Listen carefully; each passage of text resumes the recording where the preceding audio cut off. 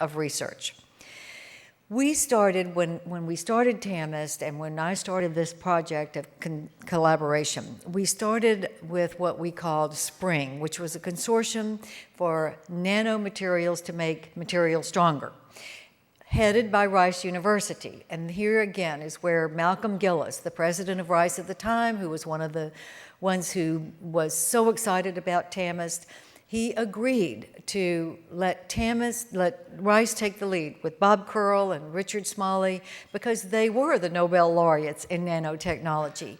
And with their lead, we added University of Texas at Austin, Arlington, Dallas. Now we have the next generation of SPRING, which is called CONTACT. Rice University is still there, but now in the next generation, UT Arlington is going to take a lead position. We've got UT Pan American, UT Brownsville, University of Houston. So we're putting together more into this consortium, and who's buying in because it's so good?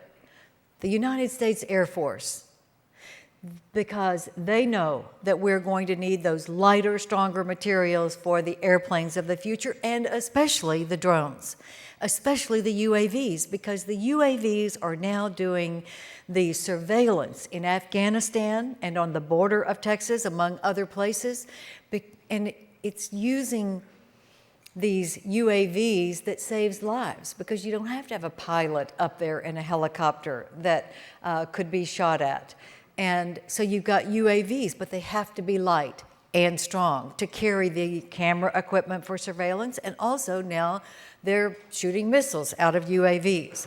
So it is the technology that was started with CONTACT and SPRING that has now perfected the UAVs so that they would be able to do this great job in our national security as well as our surveillance, and not using pilots at all is so very important. So we started making the nano projects for blackberries and little things, but it is so important. And I will tell you one other thing. I had a demonstration of the armor that our men and women in Iraq and Afghanistan wear. And I've been to Iraq and Afghanistan, and I can tell you it is pretty tough when you're wearing 90 pounds of weight and it's 120 degrees outside. But that's exactly what they had. But with the nano perfection that has come on the market just in the last 5 years, they have brought that weight down from 90 to 40 pounds. And it's just as strong, probably stronger, and it gives them a better comfort level, but also, of course, a more comfortable situation in 100-degree temperature. So there are so many exciting things that are happening in Texas because we have made this investment. Let me just mention a couple of others. University partnerships. The Metroplex Comprehensive Medical Imaging Center, where UT Southwestern Medical Center, UT Dallas, UT Arlington are combining their efforts for cutting-edge MRI scanning for the treatment of brain diseases, such as traumatic brain injury, which of course is one of the key areas of, in our national defense of injury. Today, we are saving more lives, but the injuries are worse. Not only are people losing arms and legs, limbs, because of the IEDs that are the road bombs that blow up, but also the brain injuries. So this is helping us with our military and our veteran services, but it's also helping people because the traumatic brain injuries, of course, are in car wrecks and all kinds of other accidents. So this is a consortium in North Texas that's doing a lot of work. It's doing cutting-edge research that we know is going to make a difference for people who have Alzheimer's, people who've had these injuries, and we're going to learn more about it.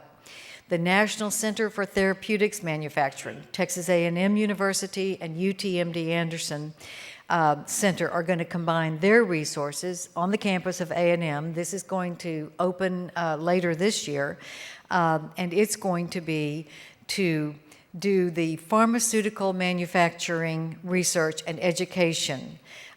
It's going to be focused on therapeutics and vaccines for infectious diseases and cancers. Cancer vaccine research may be one of the highest areas of promising research that we have in America today. But this pharmaceutical manufacturing facility that is going to speed up the treatment and work with the A&M animals that they have will also be very important for perfecting these vaccines and also selling them and giving more money back to the universities through royalties. And Michael DeBakey did this kind of effort with Texas A&M in the past, testing his heart pumps, and it's just a great way to have consortia. Let me just mention a couple of other things. The America Competes Act, Bobby mentioned, in 2007, after the Rising Above the Gathering Storm report that was done by the national academies, Congress actually stepped up and did something good.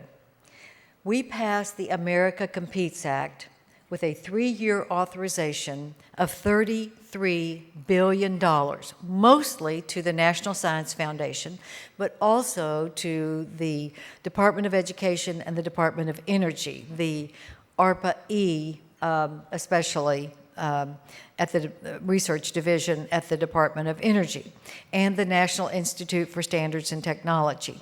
Now, this 3-year commitment ran out this year. Well, I'm going to tell you,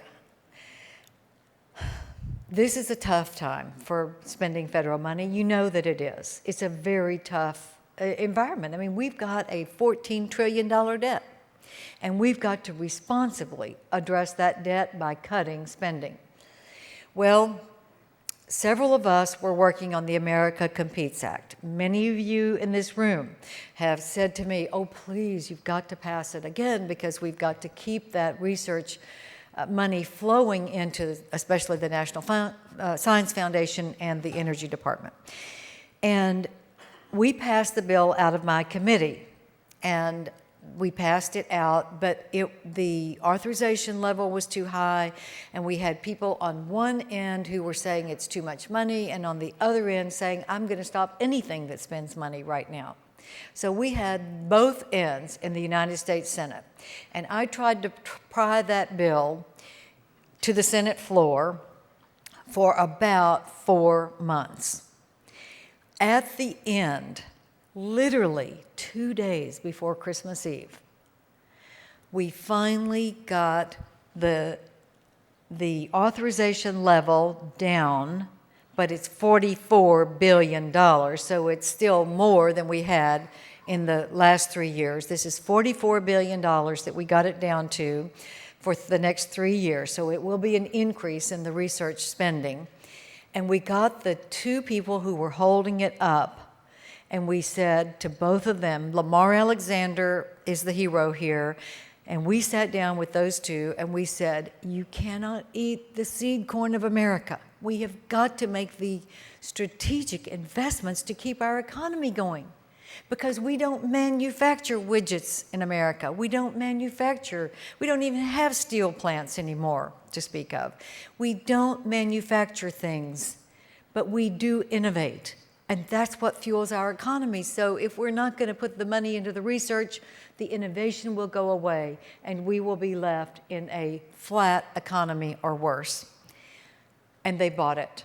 The two who were holding it up bought it. And in the last seconds, we got that bill through the United States Senate unanimously.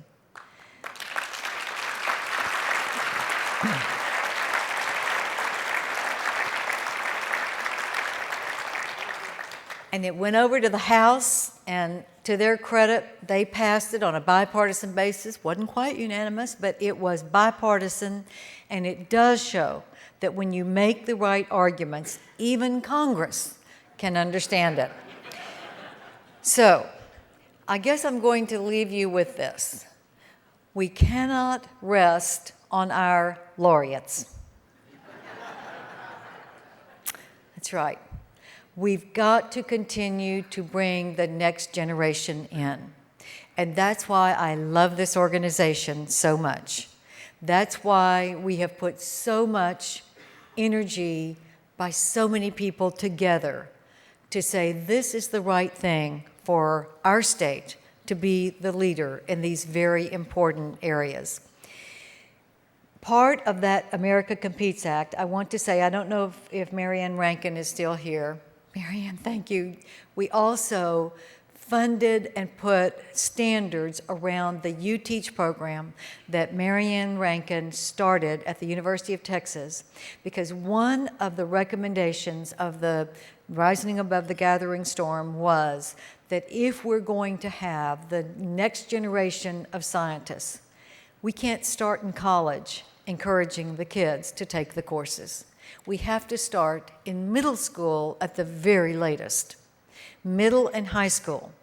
And what the National Academy said is, you can't have the junior high football coach teaching chemistry and biology and expect the kids to think it's an exciting program. Now, I'm sure there are exceptions to this, but my middle school biology teacher was the junior high school football coach. So I speak from experience, and I didn't take biology in college. So I'm telling you that this hit home for me.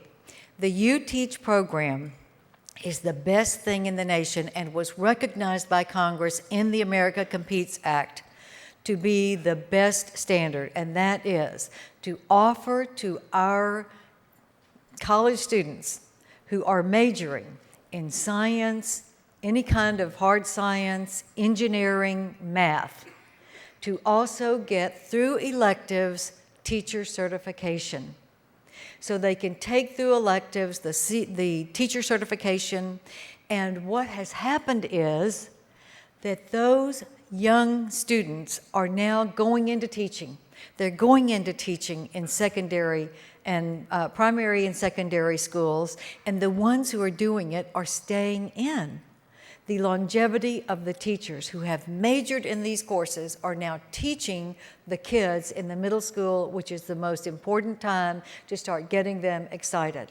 And here again, our Nobel laureates are stepping up to the plate, and you see these robotics teams, these little kids in the t-shirts that are getting ready to compete back here in the Lego robotics, and every one of them has a Nobel laureate on their team. And that is the mission of this organization. If anything recognized our mission, it is that. Because these kids back here, I don't know if you saw them, they were so cute and so excited. And I was talking to one of the darling boys, and he was talking like a PhD. And I said, "What grade are you in?" And he said, "5th grade." I said, "Oh my gosh, this is so exciting." And then, of course, I did asked Michael Brown, who was standing there, "Okay, so what were you doing at this age?" And he said, "Playing baseball." So we're doing something right. And what I'm here to say is, thank you for your enthusiasm, for participating. Those of you who are contributing, who are sponsors, those of you who are attending, those of you who are proteges, know how much you mean to us, because you are our future.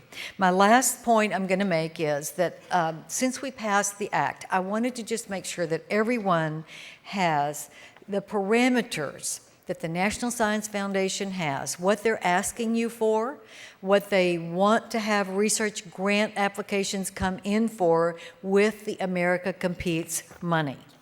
And I've got one of these for each of you. John E2, raise your hand in the back. Okay, he's got them.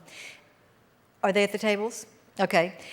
So we've got the STEM education grants, the Marianne Rankin STEM education grants, and how you can offer these to your students. The way that the National Science Foundation is prioritizing, and also the Department of Energy does it a little different way. They do it by contracts, but you can compete for those. And just to give you a couple of bullet points, the NSF, with the new America Competes Act, will begin allowing universities to use 5% of their grant funding toward patent applications for inventions that are generated by the research.